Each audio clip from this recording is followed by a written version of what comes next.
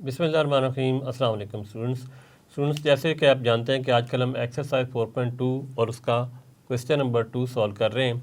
तो आज इसका हम पार्ट नंबर 5 सॉल्व करेंगे। क्वेश्चन नंबर 2 है factorise each of the following expressions. हमें एक एक्सप्रेशन दी गई है x+1 into x+2 into x+3 into x+6 minus 3x²। हमने इसे फैक्टर बनाने हैं इसके।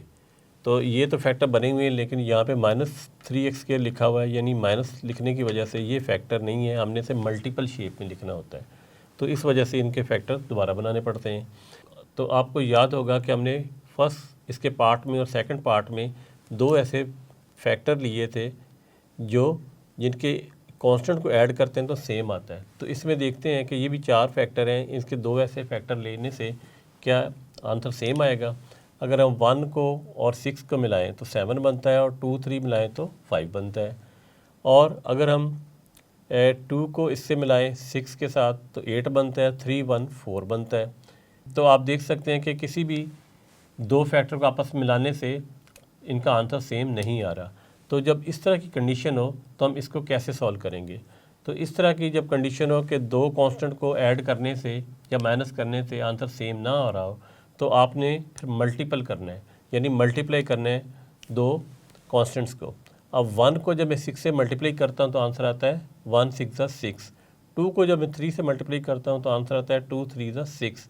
तो फिर आपने वो वाले दो फैक्टर लेने हैं जिन्हें मल्टीप्लाई करने से आंसर सेम हो। तो 1 को हम मिलाएंगे 6 के साथ और 2 को मिलाएंगे 3 के साथ। पहले हम सॉल्यूशन लिख लेते हैं और x+1 लिखेंगे और उसे मिला लेते हैं x+6 के साथ, और x+2 को मिला लेते हैं हम x+3 के साथ। नेक्स्ट है -3x²। अब इस तरह इन्हें मिलाने से इसका फ़ायदा क्या होगा वो आप जब सॉल्व करेंगे फिर आपको आगे जाके पता चलेगा। मल्टीप्लाई उसी तरह करना है जिस तरह पहले हमने किया था। पहले x को अगले फैक्टर के साथ मल्टीप्लाई करना है, यानी x+6 के साथ। फिर +1 को मल्टीप्लाई करना है x+6 के साथ। ऐसे ही पहले भी हम करते थे। नेक्स्ट है इधर ब्रैकेट बना लेते हैं इन्हें सेपरेट करने के लिए। यहाँ ब्रैकेट बना लेते हैं। x को मल्टीप्लाई करना है इस पूरे फैक्टर के साथ, तो आ जाएगा x इंटू x+3। नेक्स्ट +2 है, इसे मल्टीप्लाई करना है x+3 के साथ, x+3। नेक्स्ट आगे लिख देना है -3x²। और यहाँ पे ब्रैकेट बना लेते हैं सेपरेट करने के लिए। अब इसे मल्टीप्लाई करते हैं स्टूडेंट्स, तो ये आ जाएगा आंसर हमारा x² मल्टीप्लाई करने से +6x +1x x आ जाएगा +6 आ जाएगा। 1 से मल्टीप्लाई करने से यही आ जाएगा। ये ब्रैकेट इस तरह बना लेते हैं। नेक्स्ट है x² +3x हो जाएगा, इससे मल्टीप्लाई किया। फिर 2x आ जाएगा +2x +2 3 6 ब्रैकेट क्लोज -3x²। अब इसे मज़ीद सिंप्लीफाई करते हैं। ये आंसर आ जाएगा x² +6 और 1x कितना होता है 7x +6। और नेक्स्ट है x², 3 और 2 क्या होता है स्टूडेंट्स 5 +5x +6। नेक्स्ट है -3x²। तो स्टूडेंट्स अब हमने इन्हें मल्टीप्लाई किया है, तो देखते हैं इससे हमें क्या फ़ायदा हुआ है। यहाँ x² +7x है या x² +5x है, ये दोनों तो सेम नहीं है जिस तरह पहले और दूसरे पार्ट में सेम आए थे। लेकिन आप एक चीज़ देखें, यहाँ x² है +6 है, इधर x² है इधर 6 है। इसका मतलब है ये दो जो टर्म है ये सेम है।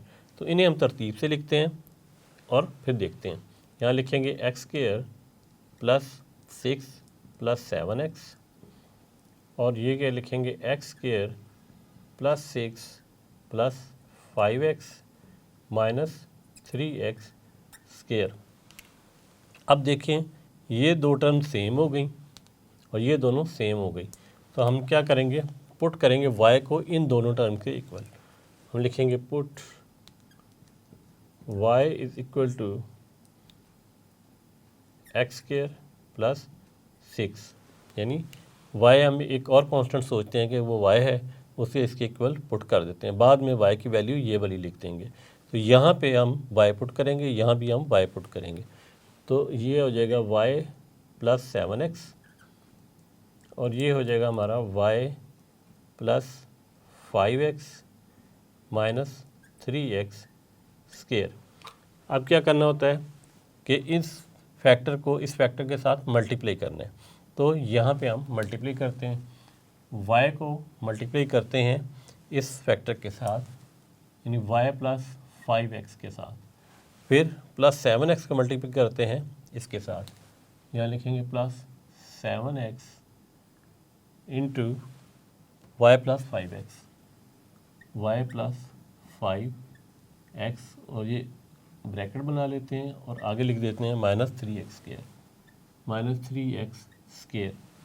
अब स्टूडेंट्स हम मल्टीप्लाई करते हैं, y को y से मल्टीप्लाई करते हैं, आंसर आता है y स्क्वायर, प्लस इसे से मल्टीप्लाई करें तो आंसर आएगा 5xy प्लस 7xy प्लस 7 5 35 होता है, 35x स्क्वायर, यहाँ ये से मल्टीप्लाई करने से, और नेक्स्ट लिख देते हैं माइनस 3x स्क्वायर। अब मज़ीद सिंप्लीफाई करते हैं, ये हो जाएगा y स्क्वायर प्लस इन दोनों को ऐड करते हैं 12xy प्लस 35 में से 3 को जब माइनस करेंगे तो आंसर आ जाएगा 32 प्लस के साथ 32x स्क्वायर। अब स्टूडेंट्स देखा जाए तो ये भी एक क्वाड्रेटिक इक्वेशन तो नहीं है, लेकिन उस टाइप की ही बन गई है। ये बीच वाली जो टर्म है इसका हम मिड टर्म बोलते हैं, इसका हम ब्रेक करेंगे। उसका रूल क्या होता है, इस टर्म को आपस में मल्टीप्लाई करना है पहले, तो इन दोनों टर्म्स को हम मल्टीप्लाई करते हैं। यहाँ मैं इधर लिख लेता हूँ y स्क्वायर इंटू 32 है ये x स्क्वायर, तो आंसर आएगा 32x स्क्वायर y स्क्वायर। अब 32 के हमने दो ऐसे फैक्टर बनाने हैं कि वो 12 बन जाए, तो यहाँ पे 32 को 2 से डिवाइड करें, 2 1 ज़ा 2, 2 6 ज़ा 12 होता है। अब 16 और 2 के फ़र्क के साथ 12 नहीं बनता, मज़ीद सॉल्व कर लेते हैं, 2 8 ज़ा 16। अब स्टूडेंट इन दोनों वैल्यूज़ का अगर मल्टीप्लाई किया जाए, 2 2 ज़ा 4, 4 और 8 को जब ऐड किया जाए तो हमारा क्या बनता है 12, और 4 और 8 को जब मल्टीप्लाई करेंगे तो वो बनेगा 32। तो हमारी जो दो टर्में कौन सी बन गई हैं, 4xy से लिख देते हैं और 8xy।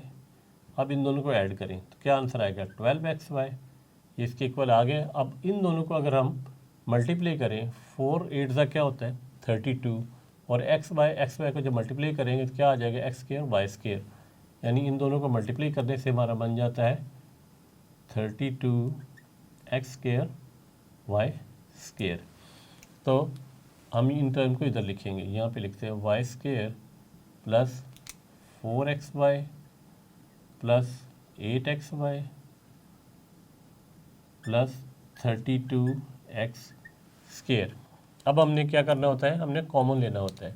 यहाँ y स्क्वायर है, एक y इसमें कॉमन आ जाएगा, यहाँ से एक y कॉमन आ जाएगा, तो y कॉमन आ जाएगा हमारा, अंदर रह जाएगा y प्लस 4 और x रह जाएगा यहाँ पे, प्लस इसमें 8 कॉमन आ रहा है और x भी कॉमन आ रहा है क्योंकि यहाँ पे x स्क्वायर है, 8x कॉमन आ जाएगा, अंदर क्या रह जाएगा हमारा y रह जाएगा, प्लस 8 4 ज़ा 32, 2x हैं, एक x कॉमन आ चुके हैं तो x आ जाएगा। अब स्टूडेंट्स आप देखें कि ये टर्म और ये टर्म, ये फैक्टर और ये फैक्टर आपस में सेम है, तो इसको हमने कॉमन लेना है। y प्लस 4x कॉमन आएगा तो अंदर ये बच जाएगा y, प्लस ये कॉमन आ चुका है, अंदर बच जाएगा 8x। अब हमारे पास x में और y में आंसर आया हुआ है, तो y किसके इक्वल था, y इक्वल था x स्क्वायर प्लस 6 के, तो यहाँ हम y की जगह लिख देंगे put y is equal to x square plus 6, वो यहाँ पुट करने लगे, तो ये आ जाएगा x square plus 6 plus 4x into x square plus 6, यानी इस y की जगह हमने पुट की है प्लस 8x।